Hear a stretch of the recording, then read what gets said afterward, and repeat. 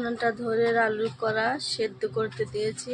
বিরিয়ানির চাল আমি এখানে ভিজিয়ে রেখেছি কিছুক্ষণ জন্য।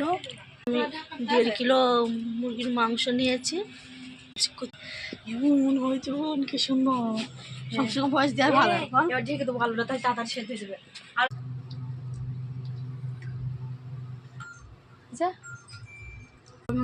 আলুটা আমি দিয়ে দেবো, লাল করে ভেজে তুলে নেব। হলুদ গুঁড়ো দিয়ে দেবো, লবণ দিয়ে দিলাম স্বাদ মতন, দিয়ে নেব ভালো করে। বন্ধুরা কি সুন্দর আলুটা, কত সুন্দর কালার হয়েছে। আলু লাল লাল করে ভেজে নেব। দেখো বন্ধুরা কত সুন্দর ভাজা হয়েছে লাল লাল। এবারে তুলে নেব। দেখো আমার বৌদি তুলে নিচ্ছে আর আমি ক্যামেরা ধরে আছি। অর্ধেকটা দিয়ে দেবো, বেশি অর্ধেকটা দিয়ে দেবো, কিছুটা থুবো, কিন্তু হালকা করে নেড়ে নেব। লাল লাল করে ভাজা অপেক্ষা ভাজা হয়ে গেছে, আমি তুলে নেব। কত সুন্দর কালার হয়েছে।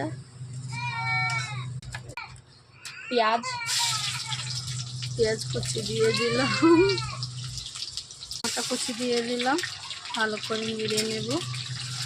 লবণ দিয়ে দেব, স্বাদ মতো লবণ দিয়ে দিয়েছি, গুঁড়ো ঝাল দিয়ে দিয়েছি, হলুদ গুঁড়ো দিয়ে দেবো 1 চামচ, 6টা কাঁচা ঝাল চিড়ে কেটে নিয়েছি দিয়ে দিলাম, রান্না রসুন বাটা দিলাম।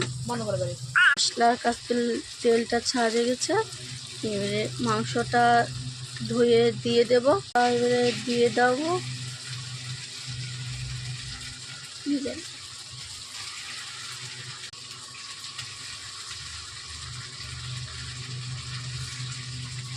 কত সুন্দর কালারটা হয়েছে।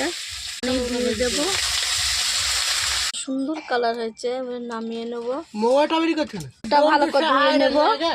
পানি গরম হয়ে গেছে, চালটা এবার তুলে দেব, ঢেলে দেব,